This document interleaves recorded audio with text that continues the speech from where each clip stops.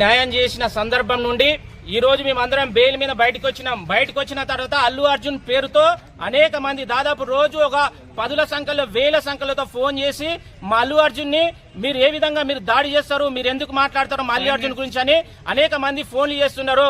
ఎందుకంటే మీడియాకు చెప్పలేని పదజాలంతో దూషిస్తున్నారు.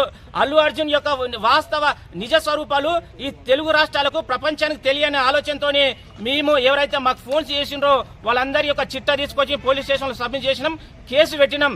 అల్లు అర్జున్ గారు మీరు ఇప్పటికైనా ఆలోచన చేయండి. మీరు పెద్ద గొప్పోళ్ళు గారు. ఒక బిడ్డకు న్యాయం చేయలేని సందర్భం నుండి మేము ఉస్మానియా విద్యార్థులుగా మేము వచ్చి మేము న్యాయం చేపించినాము. నీవు కక్ష సాధింపు చర్యలు తీసుకుంటున్నావు. నీవెన్ని కక్షలు పెట్టినా, ఎలాంటి మందితో ఎన్ని రకాలుగా తిట్టించినా ఖచ్చితంగా నీ మీద పోరాటం చేస్తాం. బిడ్డ ఒకసారి ఆలోచన చేయి. మేము 15 మంది వస్తే నీ పరిస్థితి ఘోరంగా ఉంది. ఉస్మానియా యూనివర్సిటీ తెలంగాణ కాకతీయ ఈ తెలంగాణలో ఉండే 30 లక్షల మంది విద్యార్థులు నీ ఇంటి మీద వస్తే తట్టుకోలేని పరిస్థితి.